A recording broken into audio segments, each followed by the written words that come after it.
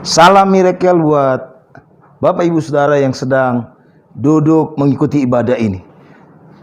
Saya mengenal satu saudara yang punya pergumulan yang beruntun dari satu waktu ke waktu berikutnya sampai hampir 2 tahun. Pergumulan ini dijalani sampai hari ini. Bahkan sepertinya keadaannya menjadi semakin buruk.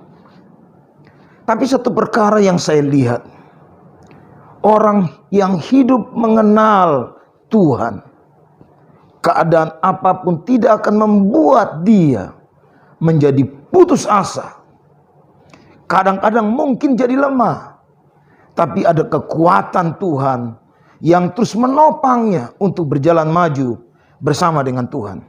Itu sebabnya saya selalu berkata bahwa perspektif yang benar tentang sebuah persoalan hidup dari kacamata firman Tuhan itu akan menolong kita, sehingga juga akan memberi reaksi yang benar dalam menghadapi keadaan apapun.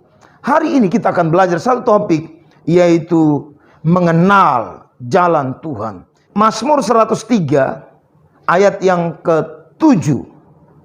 Ia telah memperkenalkan jalan-jalannya kepada Musa, perbuatan-perbuatan kepada orang Israel.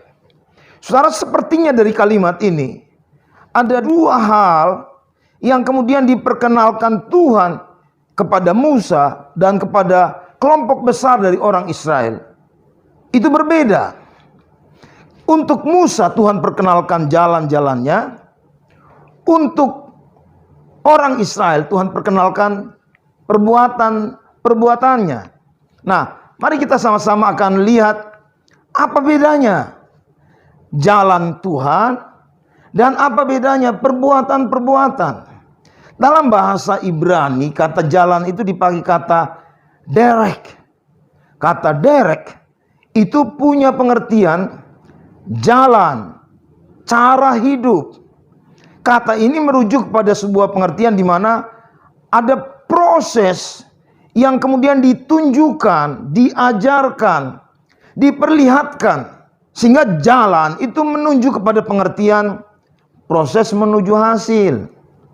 Nah, Keluaran 33 ayat 13 menjelaskan begini, maka sekarang jika aku kiranya mendapat kasih karunia di hadapanmu, beritahukanlah kiranya jalanmu kepadaku, sehingga aku mengenal engkau, supaya aku tetap mendapat kasih karunia di hadapanmu. Ingatlah bahwa bangsa ini umatmu.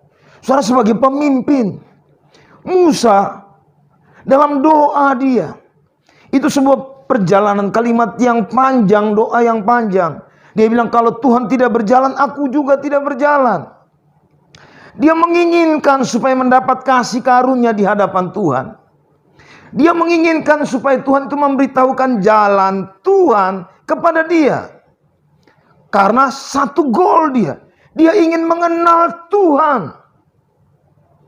Karena dia percaya, kalau ayat ini kita baca baik-baik, dia percaya dengan dia mengenal Tuhan, dia akan tetap mendapat kasih karunia di hadapan Tuhan.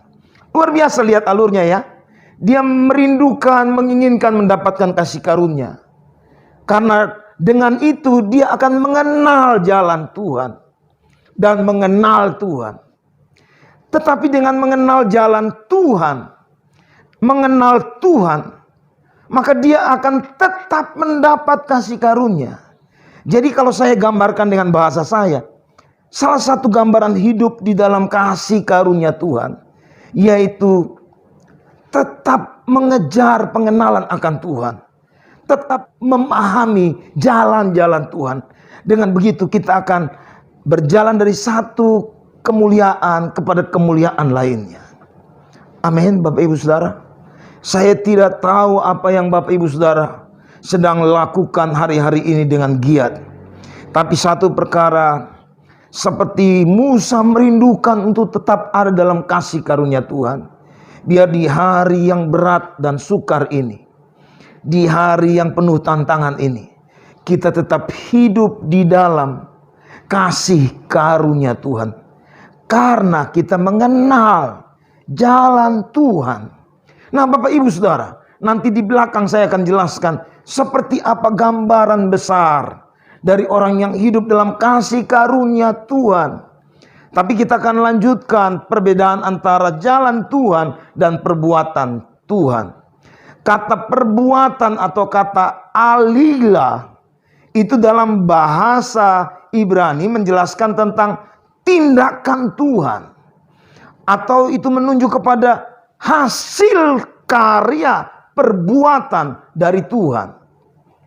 Nah saudaraku, ada hal yang berbeda dalam dua kondisi ini. Satu diminta untuk mengajarkan jalan-jalan atau bagaimana proses cara hidup. Tapi yang satu diperkenalkan tindakan Tuhan, mujizat Tuhan. Saya hari ini harus bilang kepada saudara yang selalu saya sapa dengan salam miracle. Miracle buat kita itu sebuah hal yang kita inginkan, kita butuhkan dalam hidup ini. Tapi kalau fokus kita hanya pada tindakan Tuhan, perbuatan Tuhan, ngalami mujizat Tuhan, atau dalam hal ini saya bahasakan hasil daripada perbuatan tangan Tuhan, tanpa kita mengenal proses cara hidup jalan Tuhan, bagaimana supaya itu terjadi dalam kehidupan kita, maka kita akan sama seperti orang Israel. Sehingga Alkitab menjelaskan dalam Mazmur pasal 95 ayat 10 sampai ayat yang ke-11. 40 tahun aku jemu kepada angkatan itu, maka kataku, mereka suatu bangsa yang sesat hati, dan mereka itu tidak mengenal jalanku. Garis bawahi itu, mereka itu tidak mengenal jalanku. Sebab itu aku sungguh-sungguh dalam murkaku, mereka takkan masuk ke tempat perhentianku. Saudara percaya, saudara tahu, saudara punya data bahwa dengan begitu banyak mujizat demi mujizat yang dialami oleh bangsa ini, pada akhirnya toh mereka tidak pernah sampai pada goalnya Tuhan dari janji yang Tuhan inginkan itu terjadi atas mereka setelah mereka dibawa keluar dari tanah perbudakan, yaitu Mesir.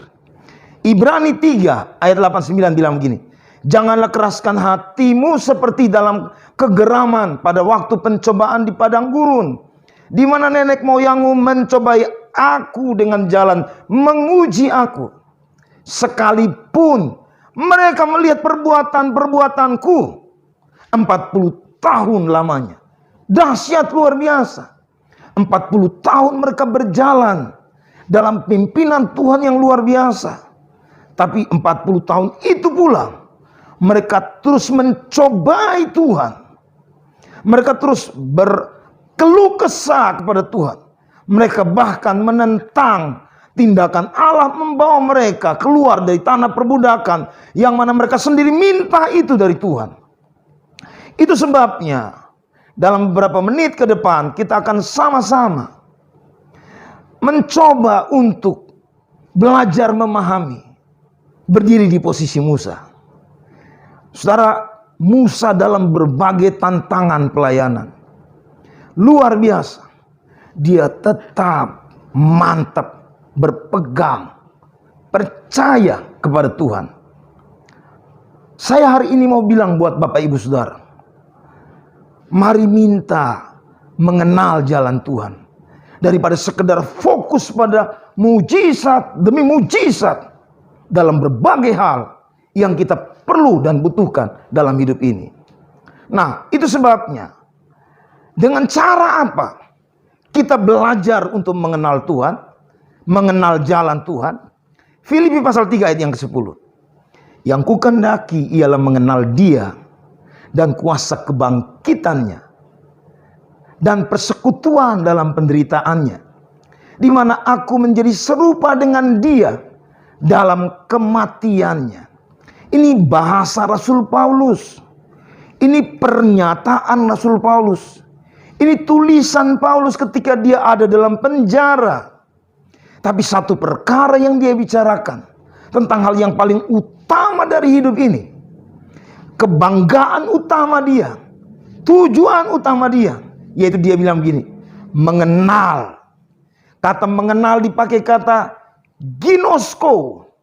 Kata itu punya pengertian memahami, mengerti, mengetahui. Tapi kata itu juga dipakai untuk menjelaskan keintiman suami istri. Jadi kata ginosko itu menerangkan bahwa sebuah kerinduan dia untuk dekat banget dengan Tuhan. Dan lihat poin yang dia inginkan. Saudara, dia bilang begini, saya ingin mengenal Tuhan Yesus. Saya ingin mengenal kuasa kebangkitannya. Saya ingin mengenal persekutuan dalam penderitaannya. Dan dia bilang begini, di mana aku menjadi serupa dalam kematiannya. Saudara, apakah motivasi kita yang utama dalam mengejar Tuhan, mengikut Tuhan, seperti yang ditulis oleh Paulus dalam Filipi pasal 3 ayat yang ke-10? Atau yang kita kejar hanya lepas dari persoalan hidup, lihat mujizat di tengah penderitaan? Apakah hanya itu yang kita kejar? Apakah kita hanya mengejar untuk bagaimana hidup berubah dari miskin menjadi kaya? Tapi orang yang mengenal jalan Tuhan akan memilih bukan hal yang mulia saja, tapi yang Paulus inginkan, yaitu mengenal Tuhan, mengalami persekutuan, menjadi serupa dengan Tuhan dalam penderitaan.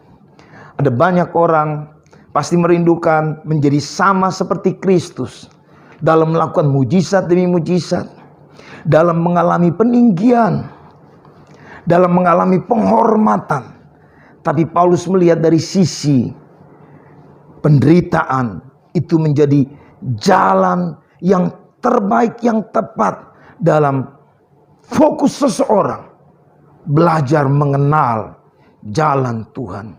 Bukankah Yesus juga berkata, barang siapa mau mengikut aku, dia harus pikul salibnya lalu mengikut Tuhan. Itu artinya kita harus bersedia untuk mengalami jalan padang gurun, mengalami jalan penderitaan, mengalami jalan turun. Karena disitulah kita akan belajar bagaimana mengenal Tuhan, mengenal jalan Tuhan.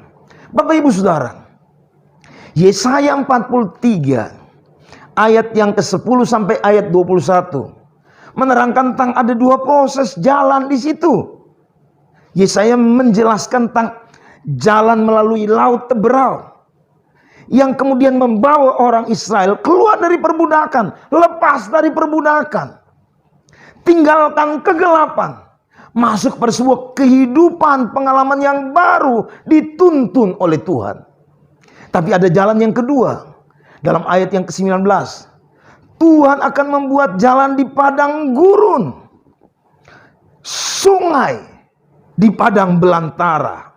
Jadi Bapak Ibu Saudara, kalau ayat ini kita pahami, ternyata Bapak Ibu Saudara, janji Tuhan buat orang Israel dengan melalui perjalanan jalan laut Teberau dan jalan padang gurun itu, mereka sedang berjalan menuju kepada sebuah tujuan yang permanen dalam kehidupan kita. Itu sebabnya hari ini saya mau berkata buat kita semua, justru penderitaan, kesulitan, pengalaman yang tidak kita inginkan dalam hidup ini, itu menjadi jalan membawa kita keluar dari sebuah perbudakan, membawa kita keluar dari sebuah pengalaman terikat dengan kehidupan yang tidak dikenal oleh Tuhan, membawa kita keluar menuju kepada tujuan yang permanen dari Tuhan untuk hidup saudara dan saya. Amin. Hal yang berikut Bapak Ibu Saudara, satu hari ketika ada pengalaman yang tidak baik terjadi setelah Abraham meninggal, Ishak mengalami masa kelaparan. Dia ada di negeri itu.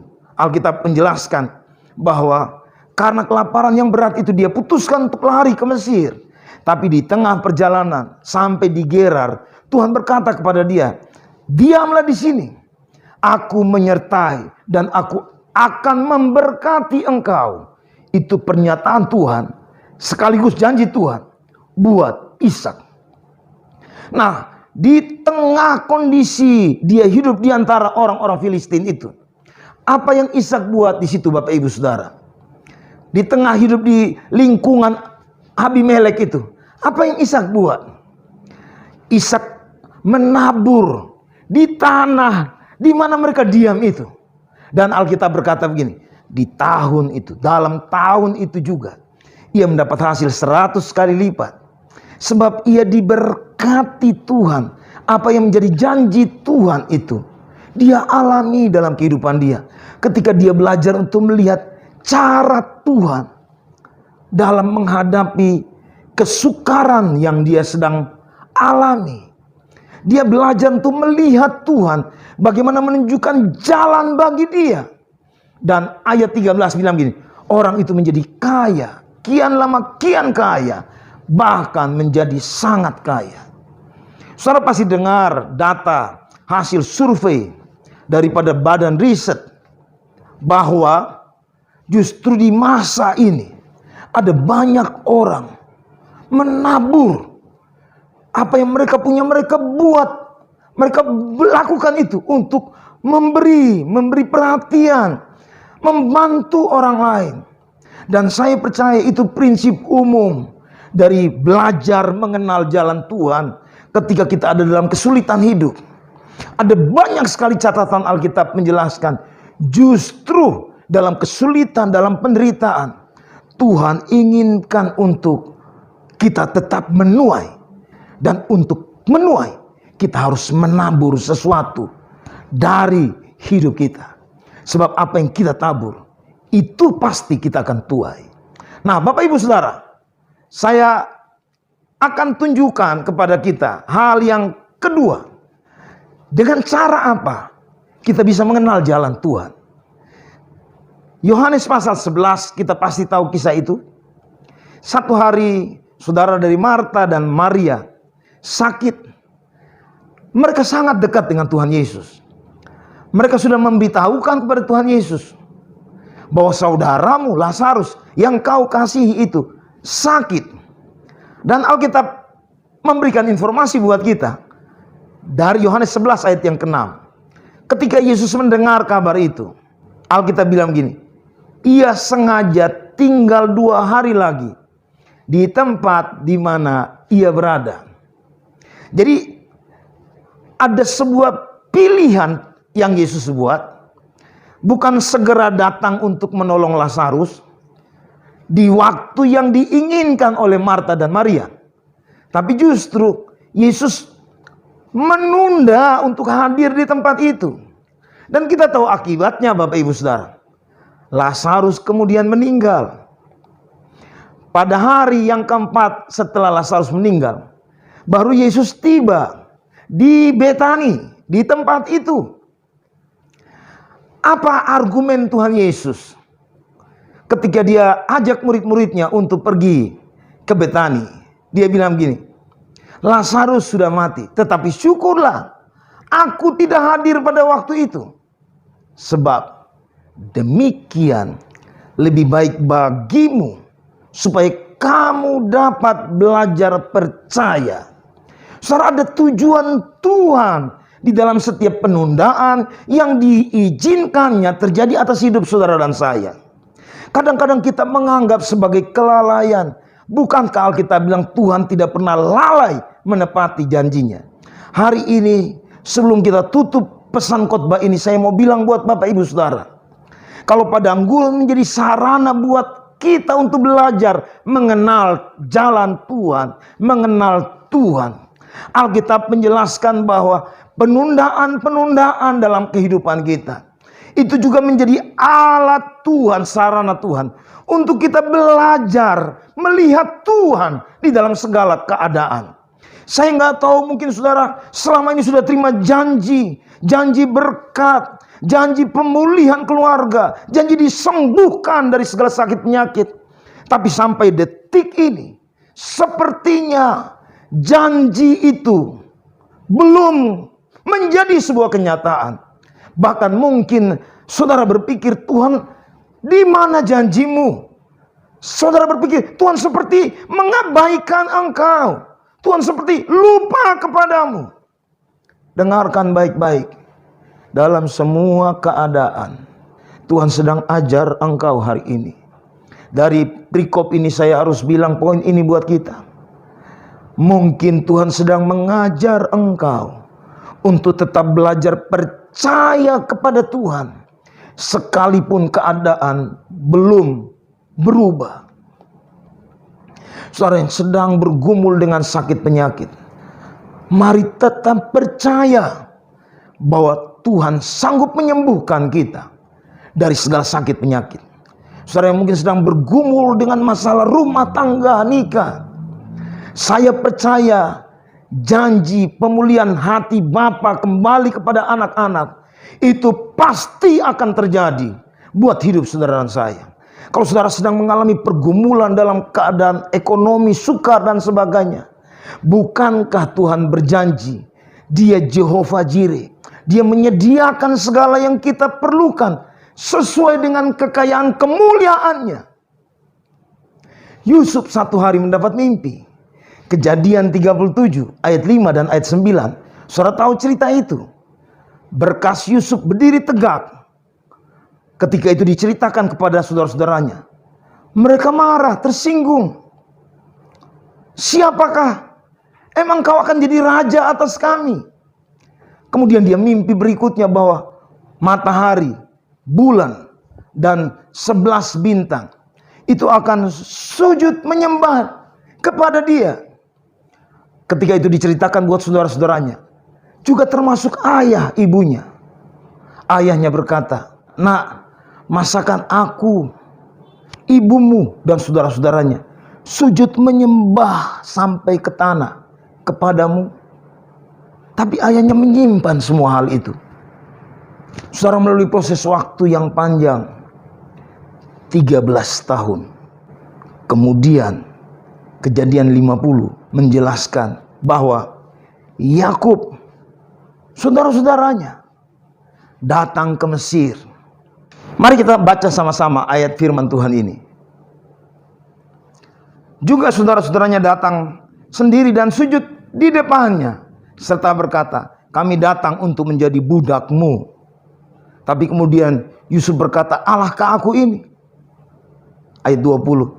"Memang kamu telah mereka-rekakan yang jahat terhadap aku. Tetapi Allah telah mereka-rekakannya untuk kebaikan, dengan maksud melakukan seperti yang telah sekarang ini, yakni memelihara hidup suatu bangsa yang besar." Bapak Ibu Saudara yang terkasih dalam Tuhan Yesus, Tuhan tidak pernah lalai terhadap janjinya. Apa yang Dia pernah firmankan, apa yang pernah Dia putuskan, itu pasti akan terrealisasi. Hanya saja karena waktu kita beda dengan waktu Tuhan. Karena itu, nantikanlah Tuhan. Ingat, saya tutup khotbah hari ini. Tuhan seolah-olah membedakan Musa dengan orang Israel. Kepada Musa, Tuhan perkenalkan jalan-jalannya. Kepada orang Israel yang banyak itu, Tuhan perkenalkan perbuatannya. Apa perbedaannya? Cara respon terhadap masalah demi masalah sangat berbeda antara orang yang mengenal jalan Tuhan dan orang yang hanya mengenal mujizat-mujizat, perbuatan, tindakan tangan Tuhan yang dahsyat dan ajaib itu. Saya percaya kita ingin untuk menjadi orang yang mengenal jalan Tuhan. Karena itu, izinkan belajar dari masa-masa padang gurun yang sedang engkau lalui. Karena Tuhan sedang mengajar engkau pribadi untuk mengenal Dia dan jalan-jalannya. Yang kedua, belajar melihat Tuhan, mengenal cara Tuhan di dalam penundaan-penundaan yang diizinkan terjadi atas hidupmu. Pegang tetap janji Tuhan. Dia akan menguji engkau, apakah engkau tetap setia dan percaya sekalipun mungkin waktu itu terasa panjang bagimu. Karena itu berapa banyak saudara yang hari ini yang merindukan untuk berkata, Tuhan, saya mau mengenal Engkau dan mengenal jalan Tuhan. Angkat tanganmu di hadapan Tuhan. Kita berdoa. Tuhan, hamba-Mu berdoa buat semua anak-anak-Mu.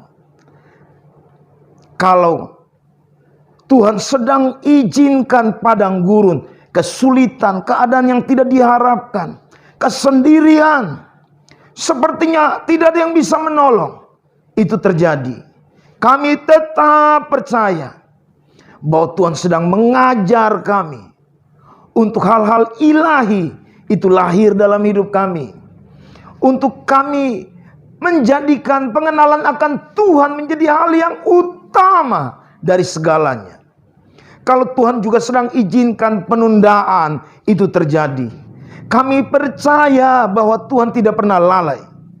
Karena itu ajar setiap anak-anak-Mu di dalam penderitaan yang sedang dialami, tetap tekun, tetap berharap, tetap menantikan pertolongan dari Tuhan Yesus Kristus. Kami percaya sukacita Tuhan itu akan menjadi kekuatan kami. Karena itu, curahkan hati kami melimpah dengan pengenalan akan Tuhan. Kami mau mengalami yang disebutkan oleh Musa, hidup dari kasih karunia kepada kasih karunia. Karena kami sedang belajar tetap tinggal di dalam pengenalan akan Tuhan. Terima kasih Tuhan, terima kasih. Berkati setiap anak-anak-Mu untuk mujizat-mujizat yang sedang dirindukan. Pertolongan, jawaban Tuhan itu nyatakan ya Aba, dalam nama Tuhan Yesus Kristus. Haleluya. Amin.